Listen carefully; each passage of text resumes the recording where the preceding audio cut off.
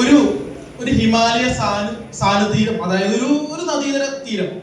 അവിടെ ഒരു മുനി തപസ് ചെയ്തുകൊണ്ടിരിക്കുകയായിരുന്നു ഒരു ടൈമിൽ. അപ്പൊ ഒരാളാണ് അപ്രോച്ച് ചെയ്തിട്ട് ചോദിച്ചു,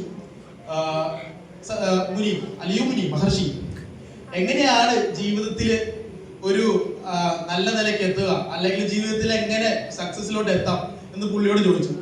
അപ്പോ പുള്ളി ആദ്യം പറഞ്ഞു, ആ കാണുന്ന നദി ഉണ്ടല്ലോ, ആ നദിയില് ഒരു മന്ത്രമുണ്ട്, അവിടെ ചെന്ന് നോക്കി വെള്ളം പറഞ്ഞു. അപ്പൊ പുള്ളി നേരെ നദിയിലേക്ക് പോയി.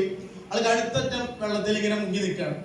എന്നിട്ട് മുനി അവിടെ അനങ്ങുന്നില്ല. പുള്ളിയോട് ചോദിച്ചു, എന്താണ് മന്ത്രം ഒന്ന് പറഞ്ഞുതരാമോ മുനി? പുള്ളിക്കാരൻ നേരെ വന്നു, ആളെ പിടിച്ച് വെള്ളത്തിലേക്ക് മുക്കി. കുറച്ചു നേരം മുക്കി നിന്നപ്പോ ആള് ഭയങ്കര സ്ട്രഗിളും കാര്യങ്ങളൊക്കെ ആയിരുന്നു. എങ്ങനെയൊക്കെ ഒന്ന് മേലേക്ക് വരണം. ലാസ്റ്റ് എങ്ങനെയൊക്കെയോ മുനിനെ തട്ടി മാറ്റി പുള്ളി പുറത്തേക്ക് വന്നു. ലാസ്റ്റ് പറഞ്ഞു, ആള് ചൂടായിട്ട് ചോദിച്ചു, മുനി താങ്കൾ എന്താണ് ഈ കാണിക്കുന്നത്? ഇപ്പൊ നിങ്ങൾ എന്നെ കൊല്ലാൻ നോക്കില്ലേ? ഹരിതിൽ ചോദിച്ചു. അപ്പൊ പുള്ളി പറഞ്ഞു, ഞാൻ ആദ്യം നിന്നെ മുക്കിയപ്പോ നീ വളരെ ചുരുക്കം എഫേർട്സ് ഇട്ടിട്ടാണ് മുകളിലോട്ട് കയറി വരാൻ നോക്കിയത്. പിന്നെ നീ മുങ്ങി താഴും എന്നൊരു സിറ്റുവേഷൻ വന്നപ്പോഴാണ് എങ്ങനെയെങ്കിലും മുന്നോട്ട് വരണം എന്ന രീതിയിൽ നല്ല എഫേർട്സ് ഇട്ട് സ്ട്രഗിൾ ചെയ്ത് മുന്നോട്ട് വന്നത്.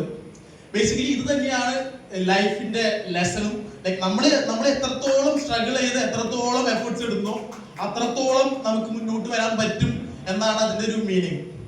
സോ അത് തന്നെ എനിക്ക് ഇവിടുന്ന് പാസ് ഔട്ട് ആയി പോകുന്ന ആൾക്കാരോട് എനിക്ക് പറയാനുള്ളത്. അതുപോലെ തന്നെ പഠിക്കുന്ന എന്റെ കുട്ടികളോട് എത്താൻ പറ്റും എന്നുള്ള ഒരു basic power, will power, potential നമ്മുടെ ഉള്ളിൽ തന്നെ ഉണ്ടാവും. നമ്മൾ തന്നെ എങ്ങനെയൊക്കെ അത് തികഞ്ഞെടുത്ത് പുറത്തോട്ട് കൊണ്ടുവരണം. അപ്പോ ഇതില് ബേസിക്കലി നിങ്ങൾ ഇവിടുന്ന് പാസ് ഔട്ട് ആയി പോയി കഴിയുമ്പോൾ നേരത്തെ പറഞ്ഞല്ലോ കുറെ ക്വസ്റ്റ്യൻസ് കാര്യങ്ങളൊക്കെ വരുന്നത്. എനിക്ക് ആദ്യം ഉണ്ടായ ഡൗട്ട് ആണ്, ഞാൻ ഇവിടെ സയൻസ് ആണ് പഠിച്ചത്. സോ ഒബ്വിയസ്ലി സയൻസ് റിലേറ്റഡ് ആയിട്ടുള്ള മേഖല ആണ് ഞാൻ കുറെ തെരഞ്ഞത്. പക്ഷെ ഞാൻ ഒരിക്കലും നിങ്ങളുടെ അടുത്ത് അങ്ങനെ പറയില്ല. ഇപ്പൊ സയൻസ് പഠിച്ചവരായിക്കോട്ടെ, അതുപോലെ തന്നെ ഹ്യൂമാനിറ്റീസ് പഠിച്ചവരായിക്കോട്ടെ, കൊമേഴ്സ് പഠിച്ചവരായിക്കോട്ടെ, ബേസിക്കലി ഇത്ര നാളും നമ്മുടെ എന്താ പറയാ സ്കൂൾ ജീവിതം തന്നെ ഒരു റഷിലൂടെയാണ് പോയിട്ടുണ്ട്. അതായത് പൊതുവെ നമ്മളെ പറഞ്ഞിട്ട് കുറ്റമില്ല, നമ്മുടെ സമൂഹം അങ്ങനെയാണ്. എല്ലാം തിരക്ക് റഷ്. അപ്പൊ തിരക്കിട്ട് നമ്മൾ ജോയിൻ ചെയ്തു, തിരക്കിട്ട് അതുപോലെ സ്കൂള് കഴിഞ്ഞു. അതുപോലെ തന്നെ നമ്മൾ ചെയ്യാൻ പോണ വലിയൊരു മണ്ടത്തിലാണ് തിരക്കിട്ട് ഒരു കോഴ്സ് ചൂസ് ചെയ്ത് അത് എത്രയും പെട്ടെന്ന് കംപ്ലീറ്റ് ചെയ്യാൻ നോക്കുന്നു പറയുന്നത്. അത് കഴിഞ്ഞിട്ട് എന്താ, അപ്പോഴും റഷ് ചെയ്ത് നമ്മളൊരു സാധാരണ ഒരു ജോലിക്ക് കയറുന്നു. അവിടെയും ഇതേപോലെ തന്നെ തിരക്കിട്ട് ചെയ്യുക. അങ്ങനെ ഒരു തിരക്ക് അല്ലെങ്കിൽ റഷിൽ തന്നെ നമ്മുടെ ജീവിതം അവസാനിച്ച് പോകും. അതാണ് ഇപ്പോഴത്തെ സിറ്റുവേഷനിൽ നടന്നുകൊണ്ടിരിക്കുന്നത്. നമ്മുടെ ഇപ്പൊ നിങ്ങളാണെങ്കിലും പലർക്കും ഇപ്പൊ ഇവിടെ തന്നെ ജോയിൻ ചെയ്ത ആൾക്കാരാണെങ്കിൽ നിങ്ങൾ ജോയിൻ ചെയ്ത കോഴ്സുകൾക്ക് പൊതുവെ നിങ്ങൾക്ക് താല്പര്യമുള്ള കോഴ്സ് ആയിരിക്കില്ല ചിലപ്പോൾ ജോയിൻ ചെയ്തിട്ടുണ്ടാവാം.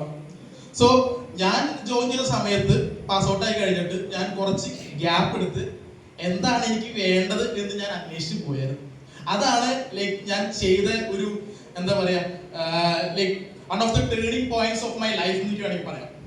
അപ്പൊ ഞാൻ പറയുന്നത് നിങ്ങളിപ്പോ പാസ് ഔട്ട് ആയി പോകുന്ന സ്റ്റുഡൻസിനോട് എനിക്ക് പറയാനുള്ളത്, നിങ്ങൾ വേഗം തന്നെ ഒരു കോഴ്സിലേക്ക് എത്രയും പെട്ടെന്ന് റഷ് ചെയ്ത് ജോയിൻ ചെയ്ത്, ആരെയൊക്കെ ഓൾറെഡി ജോയിൻ ചെയ്തോ അതോ പ്ലാൻ ഇട്ടോ?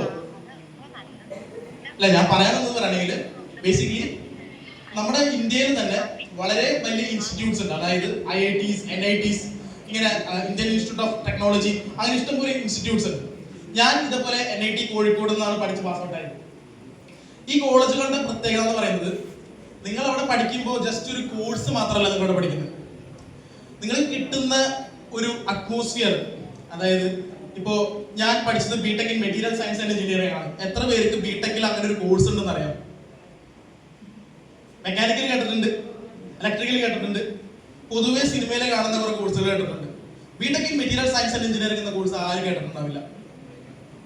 ഇത് തന്നെയാണ് ഞാൻ എനിക്ക് വേണ്ട സമയം അത് കഴിഞ്ഞ് എടുത്ത് അന്വേഷിച്ച് കണ്ടുപിടിച്ച് ജോയിൻ ചെയ്തൊരു കോഴ്സാണ്. ടൈം ഇതുപോലെ തന്നെ യൂറോപ്പിലും അതുപോലെ തന്നെ പല കൺട്രീസിലും 10ാം ക്ലാസ് കഴിഞ്ഞ് നെക്സ്റ്റ് +2, അത് കഴിഞ്ഞ് നേരെ നെക്സ്റ്റ് ഡിഗ്രി, അങ്ങനെയല്ല. അവര് ചെയ്യുന്നത് പറയുകയാണെങ്കിൽ ഒരു 10-17 വയസ്സാകുമ്പോൾ അവരുടെ സ്കൂളിംഗ് കംപ്ലീറ്റ് ചെയ്തിട്ട് ഒരു 1 or 2 ഇയർ വർക്ക് ചെയ്തിട്ട് അവർക്ക് എന്താ വേണ്ടതെന്ന് അവർ കണ്ടുപിടിച്ച് they are finding themselves, then they are joining a course. അപ്പോ അവിടെ വയസ്സും ഇതൊന്നും ഒരു മാറ്റർ ആവുന്നില്ല.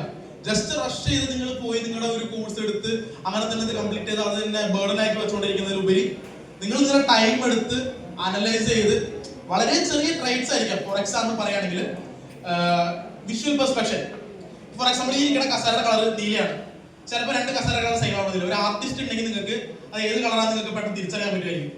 പലർക്കും പല ചെറിയ ചെറിയ സെൻസറി പെർസെപ്ഷൻസ് ആണ് ഉള്ളത്. ഫോർ എക്സാമ്പിൾ ഇപ്പോൾ സൗണ്ട്, ഇപ്പൊ നമ്മളിങ്ങനെ ടാപ്പ് ചെയ്തുകൊണ്ടിരിക്കാം, ഈ ടാപ്പിന്റെ ഫ്രീക്വൻസി വെച്ചിട്ട് പിച്ച്, അങ്ങനെ കുറെ സംഭവങ്ങൾ നമുക്ക് പലരും, ഞാൻ കാണുന്ന കളറല്ല വേറെ ആള് കാണുന്നത്, ഞാൻ റിസീവ് ചെയ്യുന്ന പെർസെപ്ഷൻ അല്ല പലരും റിസീവ് ചെയ്തത്. അങ്ങനെ ഈ ഒരു സെൻസറി പെർസെപ്ഷൻ ആണ് പൊതുവെ എന്താണ് നമ്മൾ എന്ന് നമ്മൾ തന്നെ തിരിച്ചറിയാൻ സഹായിക്കുന്ന ഒരു കാര്യം. ഈ പറഞ്ഞ ഈ കളർ പെർസെപ്ഷൻ ഉള്ള ഒരാൾക്ക് നല്ലൊരു ആർട്ടിസ്റ്റ് ആവാം. അതുപോലെ തന്നെ ഈ ഓഡിറ്ററി പെർസെപ്ഷൻ ഉള്ള ഒരാൾക്ക് നല്ല ഒരു മ്യൂസിക് അല്ലെങ്കിൽ മ്യൂസിക് റിലേറ്റഡ് ആയിട്ടുള്ള രീതിയിലോട്ട് പോകാം.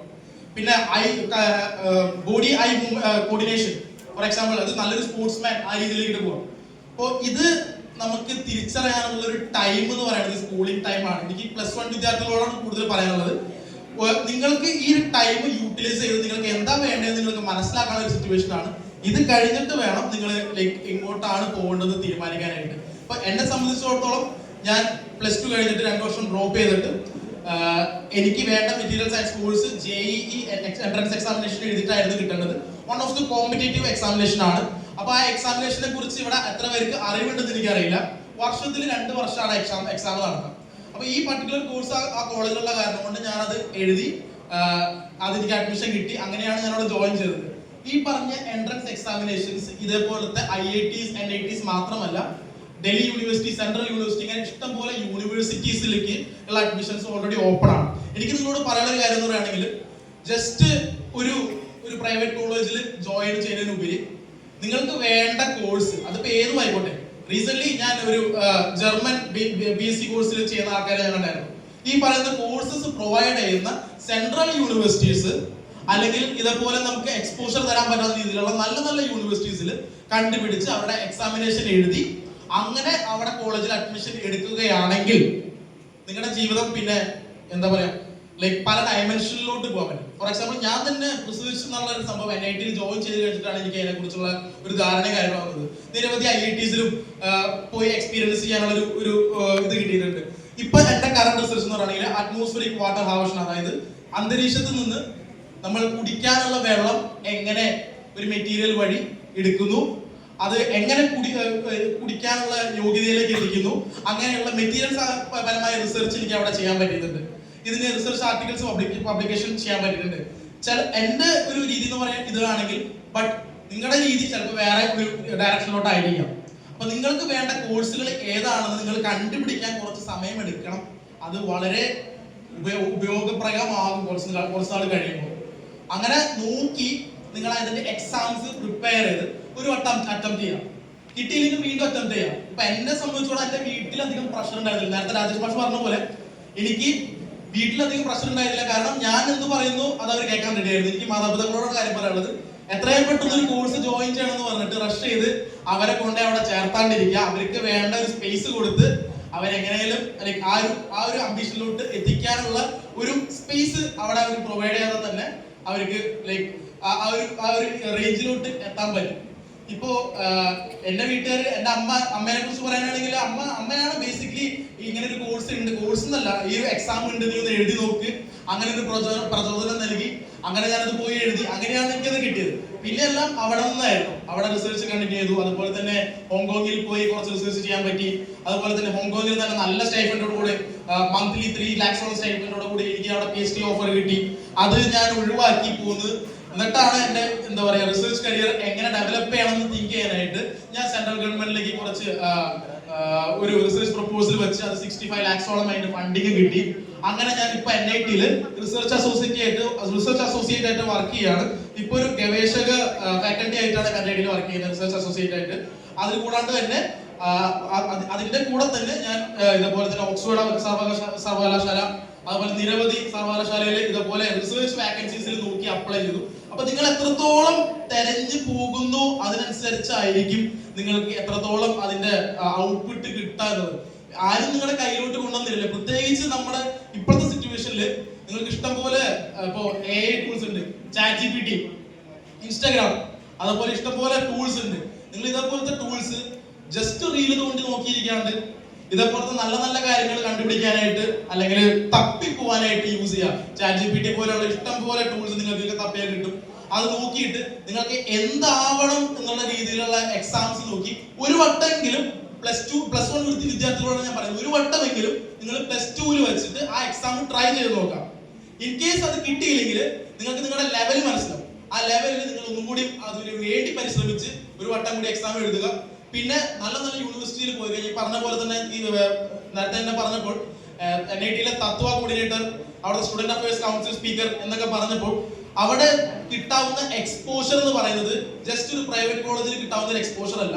അതായത് ഇപ്പൊ NIT-യിലെ ഒരു തത്വ ഇവന്റിന്റെ കോർഡിനേറ്റർ എന്ന് പറയുമ്പോൾ ഞാൻ അവിടെ ഡീൽ ചെയ്യുന്നത് അറൌണ്ട് 2.5 crore rupees-ന്റെ ഒരു പ്രോഗ്രാം ഒറ്റയ്ക്ക് ഹാൻഡിൽ ചെയ്ത് എന്റെ ഗ്രൂപ്പിനെ ടീം ബിൽഡ് ചെയ്ത് ഒരു അഡ്മിനിസ്ട്രേറ്റീവ് ലെവലില് അവിടെ നമ്മൾ എങ്ങനെ കോർഡിനേറ്റ് ചെയ്യണം എന്നുള്ള ഒരു ട്രെയിനിങ് ആണ് ഇതുപോലത്തെ കോളേജുകളിൽ ഓരോ പരിപാടികൾ നടത്തുമ്പോൾ എനിക്ക് കിട്ടിയത്.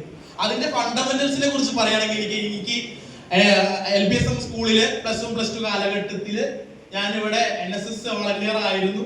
അതില് പ്രവർത്തിച്ച കുറെ കാര്യങ്ങളാണ് എനിക്ക് വളരെ എഫക്റ്റീവ് ആയിട്ട് എനിക്ക് അവിടെ ചെയ്യാൻ പറ്റിയത്. അതായത് ഞാനിവിടെ കുറെ ടീച്ചറുടെ പിന്നാലെ തന്നെയായിരുന്നു. കുറെ ഇവന്റ്സ് ഓർഗനൈസ് ചെയ്യുന്നു, ഹോസ്റ്റ് ചെയ്യുന്നു. പിന്നെ ഇപ്പൊ നടക്കുന്ന ഫുട്ബോൾ ടൂർണമെന്റിന്റെ ഒക്കെ പയനിയർ ആയിട്ടുള്ള ഇവന്റ്സ് ഞങ്ങളുടെ NSS ക്യാമ്പിലാണ് ഹോസ്റ്റ് ചെയ്തത്. ഇപ്പൊ ഇവര് സുബ്രതോടെ എത്തി. വളരെ സന്തോഷമുണ്ട് ഇതില്. കാരണം ഞങ്ങളുടെ ക്യാമ്പില് ഇതുപോലെ സ്റ്റാർട്ട് ചെയ്തൊരു ഇവന്റ് ആയിരുന്നു ഇതുപോലെ. അപ്പോൾ ഇങ്ങനത്തെ കുറെയൊക്കെ പ്രചോദനങ്ങൾ നൽകിയ ഒരു പാരന്റ് ഇൻസ്റ്റിറ്റ്യൂട്ടിൽ ഇതുപോലെ വരാൻ പറ്റിയത് വളരെ സന്തോഷമുണ്ട്. അതുപോലെ തന്നെ എനിക്ക് നിങ്ങളോട് പറയാനുള്ളത്, ഇവിടെ നിന്ന് ഇതേപോലെ കിട്ടുന്ന സ്കൗട്ട്സ് ആവട്ടെ, ഗൈഡ്സിന്റെ ഇത് ആവട്ടെ, NSS ആവട്ടെ, ഇങ്ങനത്തെ പല ഓപ്പർച്യൂണിറ്റീസ് നിങ്ങൾ യൂസ് ചെയ്ത് നിങ്ങളുടെ സെൽഫ് ഡെവലപ്മെന്റിന് വേണ്ടി നിങ്ങൾ യൂസ് ചെയ്തിട്ട് പിന്നെ നിങ്ങളത് കോളേജിലോട്ട് പോകുമ്പോൾ ഞാൻ NIT കാലിക്കറ്റിലെ നാഷണൽ സർവീസ് സ്കീമിന്റെ കോർഡിനേറ്റർ കൂടിയാണ്. നമ്മളും അവിടെ ഇഷ്ടംപോലെ കുറെ പ്രോഗ്രാംസ് ഹോസ്റ്റ് ചെയ്തിട്ടുണ്ട്. അപ്പൊ ഇങ്ങനത്തെ നല്ല നല്ല ഇൻസ്റ്റിറ്റ്യൂട്ടിൽ നിങ്ങൾ വർക്ക് ചെയ്യുമ്പോൾ ഇങ്ങനത്തെ കുറെ പ്രോഗ്രാംസിൽ ഹോസ്റ്റ് ചെയ്യാനും ഇങ്ങനെയുള്ള ചാൻസുകൾ നിങ്ങൾക്ക് കിട്ടും. അപ്പൊ നിങ്ങളത് യൂട്ടിലൈസ് ചെയ്യാൻ വേണ്ടിയിട്ട് നല്ല ഇൻസ്റ്റിറ്റ്യൂട്ട്സിൽ നോക്കി ചെയ്യുക. പ്രൈവറ്റ് കോളേജിലല്ല, അതിലുപരി ഗവൺമെന്റ് ഇതുപോലത്തെ IITs-ലോ NITs-ലോ ഈവൻ നോട്ട് സയൻസ് ഹ്യൂമാനിറ്റീസ് കോഴ്സുകളും അവൈലബിൾ ആണ്. കൊമേഴ്സിലാണെങ്കിലും ഇഷ്ടംപോലെ ഇതുപോലെ യൂണിവേഴ്സിറ്റീസ് ഉണ്ട്. ജസ്റ്റ് ഒന്ന് ടൈം എടുത്ത് തപ്പി യൂണിവേഴ്സിറ്റി കണ്ടുപിടിച്ചാൽ തന്നെ നിങ്ങളുടെ കുറേയധികം ഫ്യൂച്ചർ സെറ്റിൽഡ് ആവും. സോ എനിക്കതാണ് നിങ്ങളോട് പറയാനുള്ളത്. ഇതുപോലത്തെ എക്സാംസ് നോക്കി എഴുതാം. പിന്നെ ഉള്ളത് നിങ്ങളുടെ എഫേർട്സ് പോലെ ഇരിക്കും. ഞാൻ നേരത്തെ ആ കഥ പറഞ്ഞ പോലെ തന്നെ നിങ്ങൾ അവിടെ എത്രത്തോളം നിങ്ങൾ സ്ട്രഗിൾ ചെയ്യുന്നോ, നിങ്ങൾക്ക് എന്താവണം എന്നുള്ള ഒരു ബേസ് നിങ്ങൾ അവിടെ സെറ്റ് ചെയ്യുന്നു, അതിനനുസരിച്ചായിരിക്കും നിങ്ങളുടെ ബെഞ്ച് മാർക്ക് നിങ്ങൾ മേലേക്ക് കയറുക. അപ്പോ ഇപ്പൊ എനിക്ക് ഓക്സ്ഫോർഡ് വരെ എത്താൻ പറ്റിയിട്ടുണ്ട്. അതിൽ വളരെ സന്തോഷമുണ്ട്. അതുപോലെ തന്നെ യൂറോപ്യൻ ഫെലോഷിപ്സും കിട്ടിയിട്ടുണ്ട്. ഇതൊക്കെ ഞാൻ തപ്പിപ്പോയത് കൊണ്ടും അതുപോലെ തന്നെ എനിക്ക് ഇവിടെ നിന്ന് കിട്ടിയ ഫണ്ടമെന്റൽ ബേസിക്സ് കൊണ്ടുമാണ് എത്താൻ പറ്റിയത്. സോ എല്ലാവർക്കും ഒന്നും കൂടി നന്ദിയുണ്ട്. എല്ലാവർക്കും ആശംസകൾ നൽകുന്നു. നന്ദി, നമസ്കാരം. പ്രതിസന്ധികളെ തരണം ചെയ്ത് വിജയത്തിലേക്ക് എത്താനും നമ്മുടെ കഴിവുകൾ തിരിച്ചറിഞ്ഞ് മികച്ച കരിയർ തിരഞ്ഞെടുക്കാനുമുള്ള പ്രചോദനം നൽകിയ